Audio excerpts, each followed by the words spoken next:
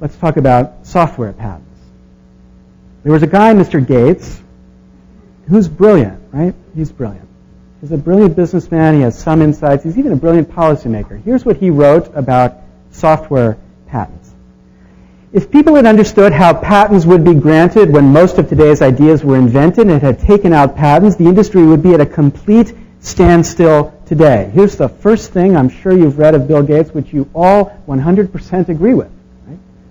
Gates is right, absolutely right.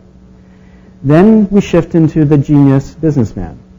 The solution is patenting as much as we can. A future startup with no patents of its own will be forced to pay whatever price the giants choose to impose. That price might be high. Established companies have an interest in excluding future competitors. Excluding future competitors. Now, it's been 4 years since this battle came on your radar screen in a way that people were upset about. 4 years, and there has been tiny changes in this space. Of course, there's a bunch of Tim changes, right? Tim went out there and he set up something to attack bad patents. That was fine.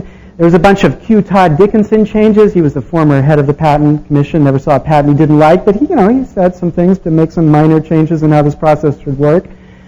But the field has been dominated by apologists for the status quo. Apologists who say, oh, we've always patented everything, therefore we should continue to patent this. People like Greg Aronian, who goes around and says, see, every single patent out there is idiotic, but turns out the patent system's wonderful and we should never reform it at all. Right?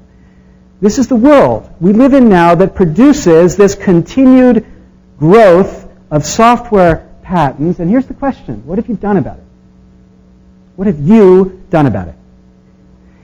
Excluding future competitors, that's the slogan, right? And that company that gave birth to the slogan that I just cited has only ever used patents in a defensive way, but as Dan Gilmore has quoted, they've also said, look, the open source movement out there has got to realize that there are a lot of patents at stake. And don't imagine we won't use them when we must. Now, the thing about patents is they're not nuclear weapons, right? It's not physics that makes them powerful, it's lawyers and lawmakers and Congress. And the thing is, you can fight all you want against the physics that makes a nuclear weapon destroy all of mankind, but you can succeed not at all. Yet you could do something about this.